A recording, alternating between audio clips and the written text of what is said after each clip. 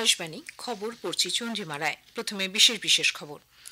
12 ঘন্টার বেশি সময় ধরে আলোচনার পর লোকসভায় ওয়াকফ সংশোধনী বিল 2025 অনুমোদিত হয়েছে।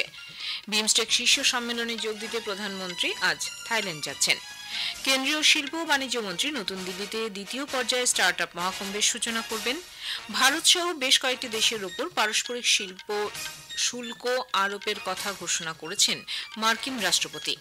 আইপিএল ক্রিকেটে ইডেনে আজ কলকাতা নাইট রাইডার্স ও সানরাইজার্স হায়দ্রাবাদ পরস্পরের মুখোমুখি হবে। আসছি বিস্তারিত খবরে। বিরোধীদের আনা সংশোধনী বিল নাকচ করে দিয়ে লোকসভায় ওয়াকফ সংশোধনী বিল 2025 অনুমোদিত হয়েছে।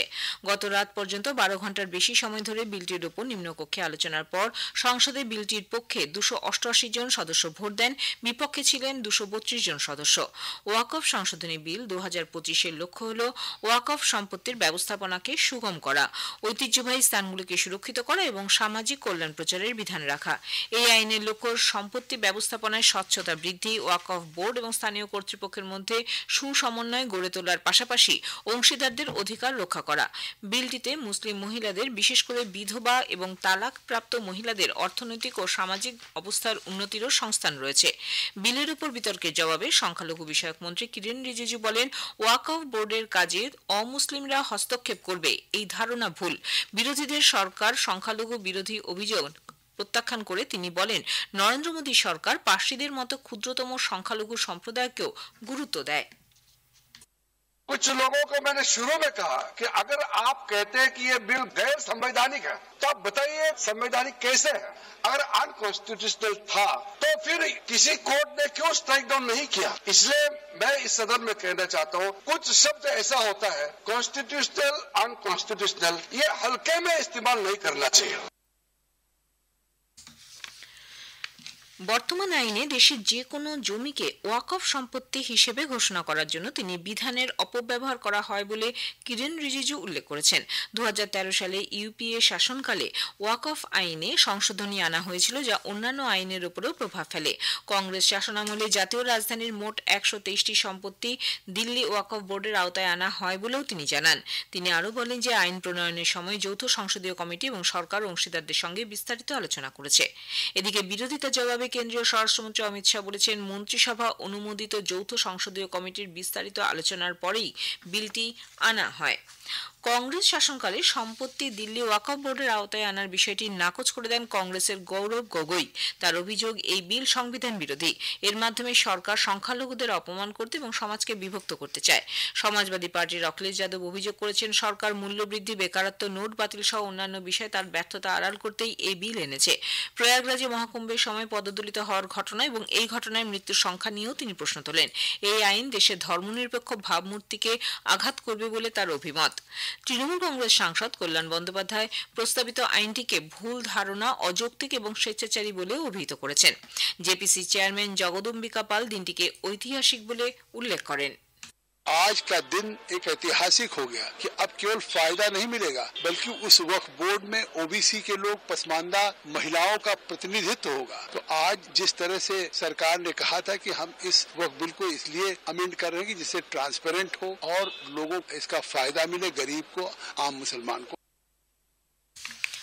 লোকসভায় গত মধ্যরাতে ওয়াকফ সংশোধনী বিল পাশ হওয়ার পরেই কেরালার উপকূলবর্তী গ্রাম মুনাম্বামের বাসিন্দারা নরেন্দ্র মোদী সরকারের সমর্থনে মিছিল বের করেন। বাজি পুড়িয়ে স্লোগান দিয়ে তারা দীর্ঘদিন ধরে ঘর ছাড়া থাকার মতো যে পরিস্থিতির সম্মুখীন হয়েছেন তার থেকে মুক্তির আশায় আনন্দে মেতে ওঠেন।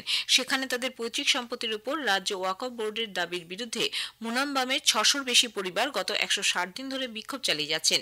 এই সম্পত্তি সেবা এবং শিক্ষামূলক কাজে ব্যবহারের জন্য এক ব্যবসায়ী ওয়াকফ চুক্তির মাধ্যমে কালিকটের কলেজ ম্যানেজমেন্টকে দান করেন।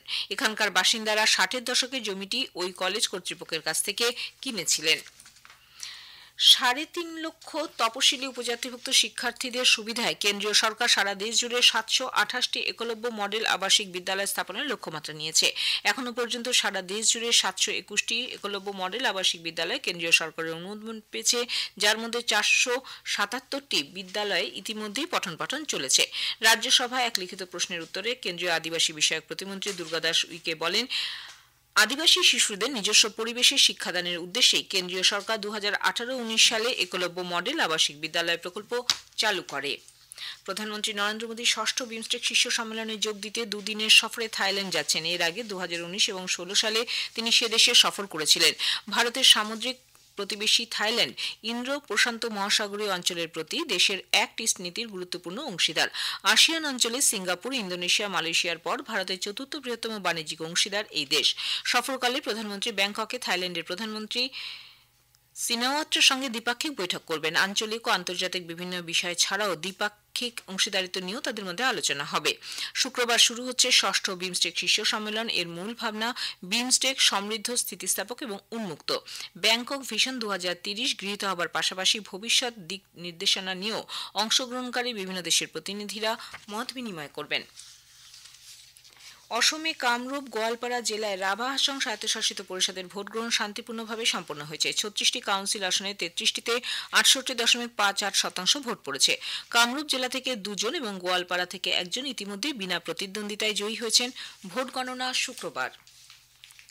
কেন্দ্রীয় শিল্প বাণিজ্য মন্ত্রী পীযূষ গোয়েল আজ নতুন দিল্লিতে স্টার্টআপ মহাকুম্ভের দ্বিতীয় সংস্করণের সূচনা করবেন। গভর্নমেন্ট ই মার্কেট প্লেস জেম আয়োজিত এই স্টার্টআপ মহাকুম্ভ চলবে 5 এপ্রিল পর্যন্ত। 3 দিনের এই অনুষ্ঠানে বিভিন্ন স্টার্টআপ যাতে তাদের পণ্য পরিষেবা জেমের মাধ্যমে বিক্রি করতে পারে সে বিষয়ে সহায়তা দেওয়া হবে। ভারত 2024-25 অর্থবর্ষে 1681টি লোকোমোটিভ তৈরি করে এক অনন্য নজির স্থাপন করেছে। এই সংখ্যা মার্কিন যুক্তরাষ্ট্র এবং ইউরোপ যত লোকোমোটিভ তৈরি করে তার চেয়ে বেশি। রেল মন্ত্রক গতকাল এক বিবৃতিতে জানিয়েছে, গত অর্থবর্ষে দেশে 1472টি লোকোমোটিভ উৎপাদন হয়েছিল। এবছর তার চেয়ে 19% বেশি উৎপাদিত হয়েছে। ভারতীয় আবহাওয়া দপ্তর গুজরাট এবং রাজস্থানে তাপপ্রবাহের পূর্বাভাস দিয়েছে। আগামী 7 দিন সৌরাষ্ট্র এবং কচ্ছের বিভিন্ন অঞ্চলে এবং 5 থেকে 8 এপ্রিল পশ্চিম রাজস্থানে তাপপ্রবাহের সম্ভাবনা রয়েছে বলে জানিয়েছে আবহাওয়া দপ্তর। খবর শুনছেন আকাশবাণী থেকে। আমাদের সংবাদ শোনা যাবে ইউটিউব চ্যানেল আকাশবাণী সংবাদ বাংলা, ফেসবুক ও ইনস্টাগ্রাম আকাশবাণী সংবাদ কলকাতা এবং এক্স হ্যান্ডেল AIR নিউজ কলকাতাতে। মার্কিন রাষ্ট্রপতি ডোনাল্ড ট্রাম্প ভারত সহ বেশ কয়েকটি দেশের উপর পারস্পরিক শুল্ক আরোপের কথা ঘোষণা করেছে। এর মাধ্যমে সে দেশের আমদানি 26% আদায় করা হবে। হোয়াইট হাউসের রোজ গার্ডেনের সাংবাদিকদের মার্কিন রাষ্ট্রপতি জানিয়েছেন, ওয়াশিংটনের উপর শুল্ক আরোপকারী প্রায় অর্ধেক দেশের উপর আমেরিকা এই শুল্ক ধার্য করল। ইউরোপীয় ইউনিয়ন থেকে আমদানির উপর 20, জাপানের উপর 24, ব্রিটেন থেকে আমদানির উপর 10% শুল্ক আরোপের কথা ঘোষণা করা হয়েছে। এছাড়াও আমদানি শুল্ক আরোপ করা হয়েছে এমন দেশগুলির মধ্যে অন্যতম হল ভারতের উপর 26, বাংলাদেশের উপর 37, পাকিস্তানের উপর 29 এবং শ্রীলঙ্কার উপর 44। এদিকে এই শুল্ক আরোপকে অন্যায্য বলে অভিহিত করেছে বিশ্বের বেশ কিছু দেশ। মার্কিন রাষ্ট্রপতির এই ঘোষণার বিরুদ্ধে পাল্টা ব্যবস্থা গ্রহণের কথাও জানিয়েছে কানাডা। অস্ট্রেলিয়ার প্রধানমন্ত্রী অ্যান্থনি আলবানিজ নতুন এই শুল্ক আরোপ বন্ধুত্ব সুলভ নয় বলে উল্লেখ করেছেন। তবে মার্কিন যুক্তরাষ্ট্রের বিরুদ্ধে তার দেশ পাল্টা কোনো শুল্ক আরোপ করবে না বলেও তিনি জানান। ইসরায়েল মার্কিন যুক্তরাষ্ট্র থেকে আসা সমস্ত পণ্য দ্রব্যের উপর শুল্ক তুলে নেওয়ার কথা ঘোষণা করেছে। ইসরায়েলের প্রধানমন্ত্রীর কার্যালয়ে অর্থমন্ত্রক থেকে যৌথভাবে এক বিবৃতিতে একথা জানানো হয়েছে। মার্কিন যুক্তরাষ্ট্র তার বাণিজ্য শরিক দেশগুলোর উপর শুল্ক আরোপের ঠিক একদিন আগেই ইসরায়েল এই ঘোষণা করে। চিলির রাষ্ট্রপতি গ্যাব্রিয়েল বোরিক ফন্ট বলেছেন, বিশ্বকে এগিয়ে নিয়ে যেতে বহুপাক্ষিকতাই হল মূল চাবিকাঠি। 53তম সাপ্রো হাউস বক্তৃতায় একথা বলেন তিনি। ভারতের সঙ্গে দ্বিপাক্ষিক সহযোগিতার বিশাল সুযোগ রয়েছে, তাই চিলি ভারতের সঙ্গে অংশীদারিত্ব প্রসারিত করতে চায় বলেও জানান চিলির রাষ্ট্রপতি। চিলির বিদেশ নীতিকে ভারতকে অগ্রাধিকার দিয়ে উল্লেখ করেন যে প্রযুক্তি ক্ষেত্রে ভারতের নেতৃত্ব চিলির উন্নয়নের সঙ্গে প্রাসঙ্গিক। চিলি সর্বদা রাষ্ট্রসংঘের সংস্কারের আহ্বান জানিয়েছে এবং নিরাপত্তা পরিষদে ভারতের স্থায়ী সদস্যপদকে সমর্থন জানিয়েছেন বলেও জানান গ্যাব্রিয়েল বোরিক ফ্রন্ট। ইডেনে IPL এর ম্যাচে কলকাতা নাইট রাইডার্স আজ সানরাইজার্স হায়দ্রাবাদের মুখোমুখি হবে। খেলা শুরু হবে সন্ধ্যে 7:30টায়। বেঙ্গালুরুর এম চিন্নাস্বামী স্টেডিয়ামে গতকাল IPL এর ম্যাচে গুজরাট টাইটান্স রয়্যাল চ্যালেঞ্জার্স বেঙ্গালুরুকে 8 উইকেটে হারিয়ে দেয়। শেষ করার আগে খবরের বিশেষ কিছু অংশ আরও একবার। 12 ঘন্টার বেশি সময় ধরে আলোচনার পর লোকসভায় ওয়াকফ সংশোধনী বিল 2025 অনুমোদিত হয়েছে। ষষ্ঠ বিমস্টেক শীর্ষ সম্মেলনে যোগ দিতে প্রধানমন্ত্রী আজ থাইল্যান্ড যাচ্ছেন। কেন্দ্রীয় শিল্প বাণিজ্য মন্ত্রী নতুন দিল্লিতে দ্বিতীয় পর্যায়ে স্টার্টআপ মহাকুম্ভের সূচনা করবেন। খবর এখানেই শেষ হলো। এরপর শুনবেন স্থানীয় সংবাদ।